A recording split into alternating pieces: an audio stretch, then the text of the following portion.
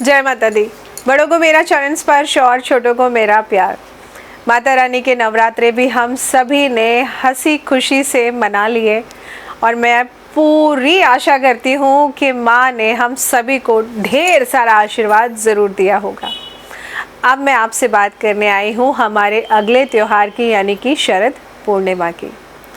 हिंदू मान्यता के अनुसार हर वर्ष अश्विन मास के शुक्ल पक्ष की पूर्णिमा तिथि को हम शरद पूर्णिमा कहते हैं और ये दिन ना बहुत ही खास होता है, बहुत ही खास। सबसे पहले तो देखिए, जब ये शरद का महीना शुरू होता है, थोड़ी थोड़ी सुबह और शाम के वेदर में देखते ना चेंज आ जाता है, हल्की हल्की ठंडक सी होने लगती है और मुझे तो ये मौसम इतना सुहावना लगता है। मैं हर बार कहती हूँ मुझे कार्तिक का महीना बहुत ही अच्छा लगता है और शरद पूर्णिमा के बाद अगले ही दिन से कार्तिक का महीना लग जाता है। कार्तिक के महीने के स्नान का महत्व भी बहुत माना जाता है। बहुत से लोग कार्तिक का स्नान मानते हैं। कार्तिक के कार्तिक के महीने के क्या क्या नियम हैं, इसके बारे में भी मैं आप सबको ज़रूर बताऊंगी, लेकिन अभी मैं फ़िलहाल सिर्फ़ और सिर्फ बात करूंगी शरद पूर्णिमा की। शरद पूर्णिमा का ये जो हमारा महीना है, जिस दिन शरद पूर्णिमा है, ये बहुत ही उत्तम दिन माना जाता है। माना जाता है कि इस दिन चंद्रमा अपनी 16 कलाओं से परिपूर्ण होता है। इसी कारण इसे हम शरद पूर्णिमा, बहुत ही खास, शरद यानी कि ठंडा और शरद मतलब जो शीतलता प्रदान करता है हमको, इस तरह के चंद्रमा के दर्शन करने से हमारे मन मस्तिष्क को भी बहुत ही ज़्यादा मेंटल पीस मिलता है। हम मेंटली बहुत स्ट्रांग होते हैं और वैसे भी आपने देखा ना, जब कभी कभी हम बहुत परेशान होते हैं, चांद दिख जाता है तो हम बड़ा सुकून सा महसूस करते हैं, हमें लगता है बस टेंशन ख़त्म। फुल मून तो वैसे भी बहुत ही अच्छा माना जाता है। तो अब अगर मैं शरद पूर्णिमा की बात करूं तो इस दिन चंद्र के दर्शन करने से बहुत सारी बीमारियां भी ख़त्म होती हैं, क्योंकि चंद्रमा 16 कलाओं से इस दिन अपनी 16 कलाओं में होता है, तो इसके दर्शन करना ही बहुत ही उत्तम माना जाता है। अब ज्योतिष शास्त्र के अनुसार शरद पूर्णिमा पर बहुत ही खास छोटे छोटे उपाय हैं जिनको सिर्फ एक बार करना है, यानी कि शरद पूर्णिमा की रात्रि में करना है और उसका डिफरेंस आपको गारंटीड देखने को मिलता है। क्योंकि चंद्रदेव, जब हम उनकी पूजा कर रहे हैं, देव का पूजन कर रहे हैं, तो आशीर्वाद हमें क्यों नहीं मिलेगा। ऐसे ही बोलते हैं कि अरे ये सब बेकार की बातें हैं, लेकिन मैं कहूँगी आप करके तो देखिए, आशीर्वाद ना मिले तो आप कहना। तो करना क्या है, अगर आपकी सेहत खराब रहती है, क्योंकि आज के दिन शरद पूर्णिमा के दिन माँ लक्ष्मी का अवतरण हुआ था, तो इसीलिए ये बहुत ही खास पूर्णिमा मानी जाती है। लोग चंद्रमा के दर्शन करते हुए ये सोचते हैं कि उन्होंने माँ लक्ष्मी के साक्षात दर्शन कर लिए हैं।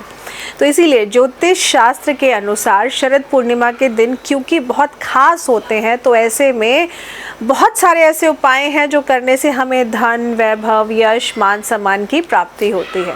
तो सबसे पहले मैं बताऊंगी उन लोगों के लिए उपाय जिनकी सेहत खराब रहती है, तो ऐसे में आप क्या उपाय कर सकते हैं, सिर्फ एक बार करके उसका फल आपको ज़रूर मिलेगा। आपने करना क्या है, शरद पूर्णिमा की रात्रि में जब भी आपको टाइम मिल जाए, 6:30 बजे, 7 बजे, 7:30 बजे, जब भी चंद्रोदय हो जाए, चंद्रमा जी निकल आए, तब आप एक कटोरी में, कांच की कटोरी में, थोड़ा सा आपने गंगा जल लेना है।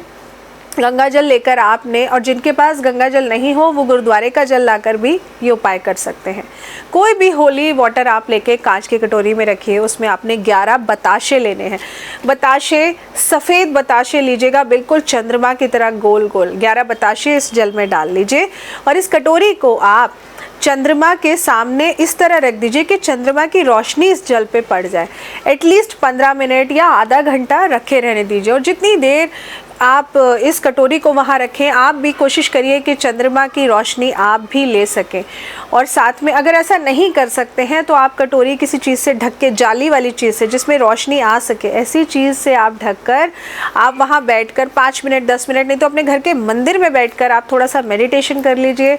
या फिर आप एक छोटा सा मंत्र मैं आपको बता रही हूँ, ओम नमो भगवते वासुदेवाय। ये वो मंत्र है जो सभी को आता है। ऐसा कौन है जिसे ये मंत्र नहीं आता या इस मंत्र की महिमा का नहीं पता है? तो इस मंत्र का जाप कर लीजिए। इसके बाद आपने इस कटोरी को लेकर के एज इट इज़ आप इस पानी को संभाल कर रख लीजिए। और इस जल को, इस मीठे जल को फिर आप अगले दिन सुबह जब होता है पूर्णिमा का जो नेक्स्ट डे होता है, खाली पेट, जिस इंसान की तबीयत बहुत ख़राब रहती है, जो बिल्कुल रोगी हो चुका है, आपको लगता है उसकी तबीयत ठीक ही नहीं हो रही है, आप उसको सुबह सुबह खाली पेट सबसे पहले 2 चम्मच ये जल देना शुरू करिए। आप पहले ही दिन से देखेंगे कि कितना डिफरेंस उस इंसान की सेहत में आ जाएगा।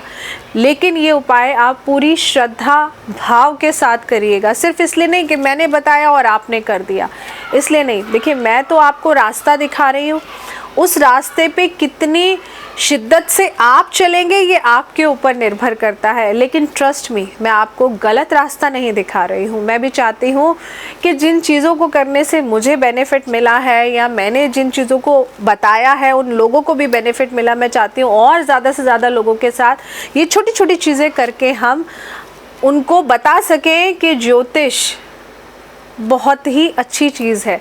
छोटी छोटी चीज़ें अगर आप कर लेंगे, ज्योतिष शास्त्र का महत्व बहुत ही उत्तम है। अगर आप छोटी छोटी चीज़ें करेंगे तो आपको इससे भी बहुत बड़ा बड़ा फल ज़रूर मिलता है। तो ये उपाय उन लोगों के लिए जिनकी तबीयत बहुत ज़्यादा ख़राब रहती है, आप इस उपाय को एक बार करके देखिए।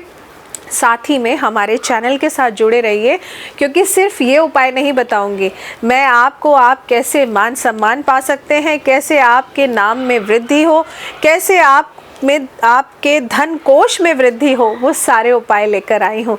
एक एक करके सारे उपाय बताऊंगी। बस जुड़े रहिए हमारे चैनल के साथ। ज़्यादा से ज़्यादा इस वीडियो को अपने लोगों के साथ शेयर करिए और हमारे चैनल को सब्सक्राइब करना मत भूलिए। जय माता दी।